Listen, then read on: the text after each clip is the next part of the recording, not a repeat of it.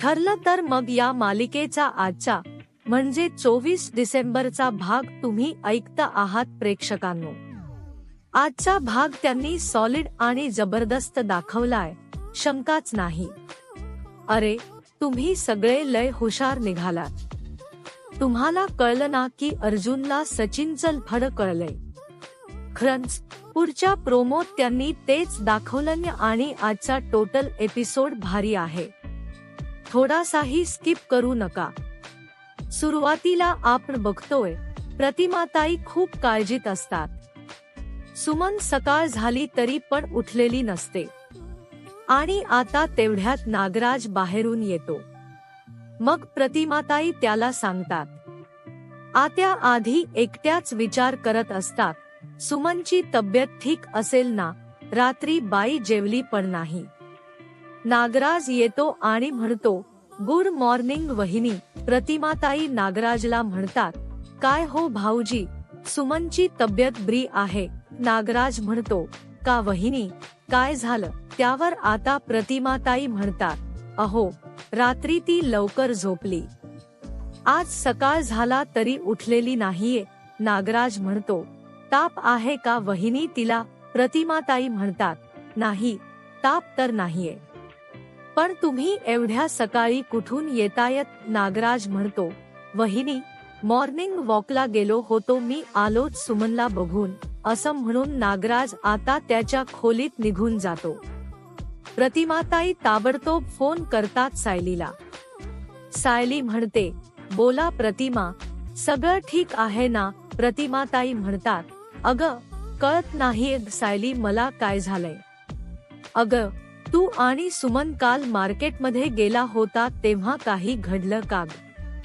सायली, सुमन ठीक होती ना तेव्हा. सायली म्हणते, हो आत्या, असं का विचारताय तुम्ही. आता प्रतिमाताई सांगतात, अगं, रात्री केव्हा सुमन घरी आली मला कळलंच नाही सायली. आणि आज बघते तर काय, ती गाढ झोपलेली. म्हणजे काल रात्रीपासून ती अजून झोपलेली आहे बघ. सायली आश्चर्य व्यक्त करत म्हणते, काय. ब्र आत्या, काल सुमन काकूने आम्हाला बरंच काही सांगितलं ऑफिसमध्ये. ते सगळं सांगायला आम्ही तुमच्या घरी येणारच होतो. मी आता ताबडतोब निघते हा आत्या, काळजी करू नका. मी तिकडे पोहोचतेच. प्रतिमाताई म्हणतात, लवकर ये बाई सायली. मला ना हे सगळं जरा विचित्रच वाटतंय. सायली म्हणते, हो आत्या, येतेच. आता प्रेक्षकांनो, हा नागराज सुमनला मारझोड करतो हे सगळ्यांना त्यांनाच कळलं ब्र का. म्हणजे सायली आणि अर्जुनने ते सांगितलंय, पण हे सगळं ते आता नागराजपर्यंत पोहोचू देणार नाहीये. सायली फोन ठेवते तेव्हा कल्पना ताई विचारतात, काय सायली, काय झालं. सायली म्हणते, आई, अहो सुमन काकू अजून उठल्या नाहीयेत. अस्मिता म्हणते, तिची तब्येत बरी नाहीये का. सायली म्हणते, तब्येत बरी आहे त्यांची, पण त्या ठीक नाहीयेत. मग प्रतापराव म्हणतात, म्हणजे गाता. अर्जुन म्हणतो, डॅड, सुमन काकूंच्या बाबतीत काहीतरी घडलंय. हे तुम्हाला सायली सांगेल. आता सायलीने ते सगळं सांगितलेलं असतं. सायलीच्या आधी ओठ हलताना दाखवलेत, म्हणजे तिने पाठीवरती खुणा बघितलेल्या असतात ना सुमन काकूंच्या. आता ते सगळं सायली हळूहळू सांगत असते.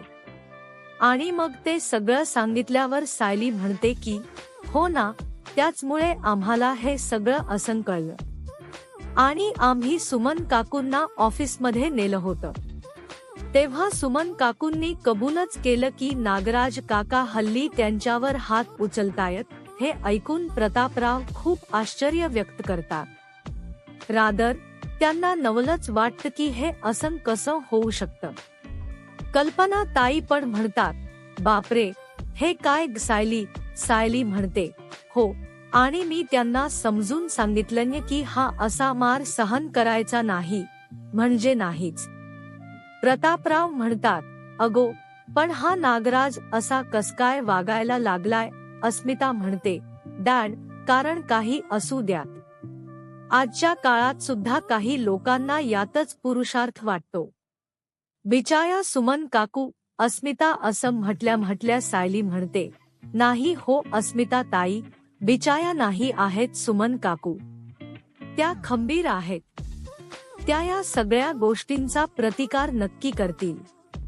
प्रतापराव म्हणतात, सायली, आपण काय तोपर्यंत गप्प बसून राहायचं का? ते काही नाही, मी लगेच रविराजला फोन करतो. तो या नागराजला बरोबर जेलमध्ये घालेल. मी नागराजशी बोलतो, विचारतोस त्याला जाब. आता प्रतापराव खूप चिडलेले असतात. मग अर्जुन म्हणतो, डॅड, थोडंसं शांत व्हा. हे बघा, असं काही करू नका तुम्ही असं करायला जाल तर नागराज काका काही दिवस गप्प बसेल, मग पुन्हा पहिलं ते चालू करेल. सायली म्हणते, बाबा, नागराज काकांचा प्रतिकार सुमन काकूनेच करायला हवा आणि आपण सगळ्यांनी मिळून त्यांच्या पाठीशी ठामपणे उभं राहायला हवं. प्रतापराव म्हणतात, जर तो नागराज तरी पण सुधारला नाही ना, तर आपण सगळ्यांनी मिळून त्याला शिक्षा द्यायची आहे. अर्जुन म्हणतो, हो डॅड, हे तर बरोबर आहे. सिनियरच्या आधीच मीच नागराज काकांवर लीगल ऍक्शन घेईन, असं प्रतापराव म्हणतात. आता कल्पना ताई म्हणतात, बाई सायली, तू जाते का ग तिकडे? बघ जरा सुमन कशी आहे काय, आणि आम्हाला कळव ग बाई. अर्जुन म्हणतो, चल सायली, मी तुला ड्रॉप करतो. सायली म्हणते, हो आलेच. असं म्हणून आता सायली पर्स घ्यायला तिच्या रूममध्ये जाते आणि लगेच जायला निघते. हे दोघं डायरेक्ट बाहेर दाखवले. आता अर्जुन आणि सायली चालता चालता बोलत असतात. सायली म्हणते, अजून प्रतिमा काकूंचा मेसेज नाही आला. काही भलतनसलत नसेल झालं म्हणजे मिळवलं. अर्जुन म्हणतो, रिलॅक्स, तू खूप ओव्हरथिंक नको करू. सुमन काकू ठीक असेल. ती दमली वगैरे असेल म्हणून झोपली असेल जास्त. सायली म्हणते, तसंच असू द्या बाई. नाही, काय आहे ना, मला काळजी वाटते हो त्यांची. अहो, बघा ना, स्वतःच्या घरामध्ये त्यांना असुरक्षित वाटतंय. ही भीती तर आपण घालवायला हवी ना. अर्जुन म्हणतो, ही भीती तूच घालवू शकतेस सायली. अर्जुन पुढे म्हणतो, आज तू कसं सरळ केलंस तन्वीला? सायली म्हणते, हो, प्रिया पार्टीला गेली नव्हती, हे आपण दोघांनी मिळून सिद्ध केलं ना. अर्जुन म्हणतो, पण तिचं तोंड तर तूच गप्प केलंस ना. सायली म्हणते, तिला फक्त सांगायला हवं होतं. तिने सांगायला हवं होतं ग, की ती परवा रात्री कुठे होती. सायली पुढे म्हणते, अहो, अश्विन भाऊजींनी तिला मुद्दाम बोलू दिलं नसेल. त्यांचं पण बरोबरच आहे म्हणा. ही प्रिया एक खोट लपवायला दुसरं खोट बोलली असती आणि दुसरं लपवायला तिसरं. शेवटपर्यंत तिने सांगितलंच नसतं की रात्री ती कुठे गेली. पण आता ना अश्विन भाऊजींसमोर प्रियाचं खरं रूप यायलाच हवं. अर्जुन म्हणतो, आय होप अश्विनला लवकर कळेलच कशी आहे ती. पण चल, आता आपण निघूयात लवकर. सायली म्हणते, तिथून तुम्ही नागराज काकांच्या मागावर जाल ना. अर्जुन म्हणतो, हो, हे काम मलाच करावं लागणार आहे. आता दोघ जण निघालेत ब्र का प्रेक्षकांनो. मजा येते. आजच्या भागात जरा थरार रंगवलाय त्यांनी. म्हणजे अर्जुन नागराजचा पाठलाग करतोय वगैरे हे त्यांनी खूप वेळ दाखवलंय. आणि नागराजचा पाठलाग करता करता याने सचिनला पकडलंय. पकडलं म्हणजे तो डायरेक्ट नाही गेलाय त्याला विचारपूस करायला, पण त्याला समजलं की सचिन काय करतोय. साक्षी नाही बघितली ब्र का अजून अर्जुनने, कारण तो पाठमोरा बसलेला असतो. आता अश्विन आणि प्रियाचा सीन बघा. प्रिया विचार करते, अश्विनसमोर जाऊन मनातल्या मनात, ब्र, अचानक हे सगळं माझ्या विरोधात का जातंय. तिकडे नागोबा आणि इकडे अश्विन हातातून निसटतोय. मला काहीही करून या अश्विनला मुठीत ठेवायलाच हवं, पण प्रियाचे प्रयत्न फेल जातात। आता प्रिया अश्विनकडे बघते। अश्विन त्याच्या कामात दंग होऊन जातो। मुद्दाम प्रिया म्हणते, ए अश्विन, मी तुझ्यासाठी कॉफी करून आणू का? तुला आवडते तशी स्ट्रॉंग आणि अशी स्मूदी मस्त। अश्विन म्हणतो, नको। आता ही प्रिया पुन्हा म्हणते, अरे अश्विन, माझी चूक, मी कबूल केली ना रे, अरे खरंच सॉरी। पण म्हटलं ना मी तुला, मी तुला परत सॉरी म्हणते रे अश्विन। एक चूक माझी पोटात नाही घालू शकत का रे तू? अश्विन, मी प्रॉमिस करते, मी परत कधीच खोटं बोलणार नाही। अश्विन, बघ ना रे माझ्याकडे। अश्विन मात्र तिच्याकडे पाहतही नाही। आता प्रिया लगेच त्याच्या जवळ जाते, त्याच्या हनुवटीवर हात ठेवते आणि म्हणते, अश्विन, मी असं काय करू ज्यामुळे तू मला माफ करशील? अश्विन तिचा हात झटकतो। प्रिया म्हणते, अश्विन, झालं गेलं विसरून जा ना, मी सांगते तुला रात्री कुठे होते मी अश्विन, त्या रात्री मी माझ्या। आता ती पुढे काही बोलणार तेवढ्यात अश्विन तिचा हात झटकतो ब्रका। प्रिया आता अश्विनच्या मागे जाते, पण अश्विन मात्र तिथून निघून जातो खोलीतून। प्रिया एकटीच बडबडत असते, काय रे अश्विन, आता काय तुझ्या पायावर डोकं आपटू का रे माझं? अश्विन, आता मात्र प्रियाच्या हातातून सगळे फासे उलटे पडायला लागले। प्रिया विचार करायला लागते, अरे यार, या अश्विनला मी गुंडाळू कसं आता? मजा येते ना प्रेक्षकांनो? प्रियाची पण आता अवस्था बिकट होते। अश्विन हिच्या हातातून निसटून चाललाय। आता सायलीला उतरवलंय। प्रतिमाताईंकडे अर्जुनने सायलीला सोडलेलं असतं। सायली म्हणते, अहो, तुम्ही आत नाही येत आहात का? अर्जुन म्हणतो, नको, त्यांना असंच वाटू देत की तू एकटीच आलीयस, नाहीतर मग मला नागराज काकांना फॉलो करणं सोपं जाईल ना। हे बघ, प्रतिमाताईंना किंवा कोणालाही सांगू नकोस की मी कुठे जातोय किंवा मी नागराज काकांना फॉलो करतोय। असं करून चालणार नाही आपल्याला। सायली म्हणते, हो नागराज काका बाहेर निघाले की मी तुम्हाला मेसेज करते, पण तुम्ही पण मला कळवत राहा काय झालते।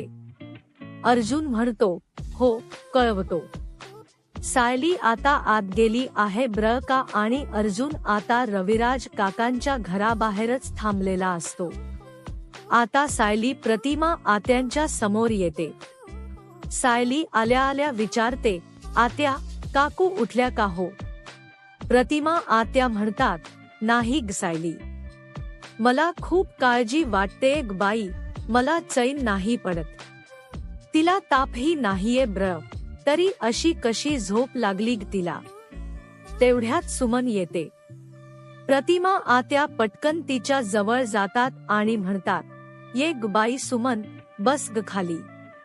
अगं, काय होतंय ग तुला? अशी कशी झोपलीस ग बाई? रात्री पण? ब्र झालं उठलीस ग सुमन, ब्र वाटत नाही का ग तुला? अशी कशी इतक्या वेळ झोपलीस? काळजी वाटत होती ग तुझी? सुमन म्हणते, काय माहिती बाई वहिनी, एवढी झोप कशी लागली मला? सायली विचारते, काकू, तुमचं डोकं वगैरे दुखतंय का? सुमन म्हणते, अगं सायली, डोकं ठणकतंय ग माझं। तेवढ्यात नागराज येतो ब्र का या सगळ्यांसमोर। तो म्हणतो, अरे वा सायली, अरे वा, आजकाल आपली भेट रोज व्हायला लागली आहे, नशीबवानच आहोत बाबा आम्ही। आता तो उचट टोमणा मारतो सायलीला आणि म्हणतो, अर्जुन नाही आला का ग सायली? सायली म्हणते, नाही, ते नाही आले। मग नागराज म्हणतो, अरे हा, ऑफिस असेल त्याला। एनिवे, तुमच्या गप्पा चालू द्या, मी जरा निघतोय बाहेर। लगेच सुमन म्हणते, कुठे निघालात तुम्ही अहो? आता नागराज तिच्याकडे थोडंस रागाने बघतो बरं का, पण लगेच स्वतःचे हावभाव बदलतो सायली समोर बघून आणि म्हणतो, कामा आहेत जरा सुमन. थोडंस येतो मी. आणि कसं असतं ना सुमन, बाहेर जाणाऱ्या माणसाला असं आडवायचं नसतं. खरं आहे की नाही वहिनी. मग तो म्हणतो, ब्र चलो बाय. निघतो हा मी आता. घरात रविराज नाहीये म्हणून बाहेर जायला निघालोय. सुमन आता प्रतिमाताईंकडे बघते. पण आता बघा प्रेक्षकांनो, आणि हा थरार त्यांनी खूप वेळ दाखवलाय. आजचा भाग टीव्हीवर बघायला मिस करू नका. आजचा भाग खरंच बघण्यासारखा आहे. रिव्ह्यू आवडल्यास लाईक करायला विसरू नका प्रेक्षकांनो. आता बघा, हा नागराज पुढे पुढे चाललाय. त्याची गाडी समोर आहे आणि अर्जुन त्याचा पाठलाग करतोय असं त्यांनी दाखवलंय. नागराज चाललाय महिप्तसाठी जेवण घेऊन. आता तो एका हॉटेलमध्ये थांबतो. हे सगळं तुम्ही आता पुढच्या सीन मध्ये बघणार आहात. अर्जुन त्या हॉटेलमध्ये सुद्धा जातो, पण तो नागराजच्या समोर येत नाही. नागराजचा पाठलाग करतोय ना तो. आता इकडे सायली सुमनला आणि प्रतिमाताईंना चहा करून देते. सायली सुमनला म्हणते, काकू चहा घ्या, ब्र वाटेल तुम्हाला. सुमन म्हणते, मी डोळे उघडायचा प्रयत्न करत होते वहिनी, पण मला ना बाई जमतच नव्हतं. अशी कशी झोप लागली कळच नाही हो. प्रतिमाताई म्हणतात, अग सुमन, तू रात्री जेवली पण नाहीस. सुमन म्हणते, हो ना वहिनी, यांनी दिलेलं दूध प्यायले आणि कधी झोप लागली बाई कळच नाही मला. सायली म्हणते, ओ सुमन काकू, नागराज काकांनी तुम्हाला दूध दिलं. सुमन म्हणते, अगो हो ना, कधी नव्हे. ते मला एवढं प्रेमाने बोलले आणि म्हणाले, सॉरी मी तुझ्यावर हात उचलला. प्रतिमाताई म्हणतात, सुमन, मला कळलं ब्रह का सगळं, पण सायलीने सांगितल्यावर कळलं. तुला एकदाही मला किंवा यांच्याशी बोलावंसं वाटलं नाही का? सुमन म्हणते, तो धक्का ना खूप मोठा होता वहिनी. तुम्हाला कसं सांगावं ते कळत नव्हतं. अशी वेळ कुठल्याही स्त्रीवर येऊ नये. सायली म्हणते, सुमन काकू, तुम्हाला सांगितलं ना मी, घाबरायचं नाही. हे बघा, हिंसाचार तो घरातला असो किंवा बाहेरचा असो, तो सहन करायचा नाही म्हणजे नाही. पण त्यासाठी तुम्हाला काही गोष्टी लक्षात ठेवाव्या लागतील. सुमन काकू, मी तुम्हाला काही गोष्टी सांगू का? तुम्ही त्या कराल ना? आता सायली या सुमनला सुद्धा प्रतिकार कसा करायचा ते शिकवते. तिने प्रतिमाताईंना महिपच्या वेळेला शिकवलं होतं ना, अगदी तसंच. पण सुमन काकूंच्या बाबतीतला प्रतिकार जरा वेगळा होता.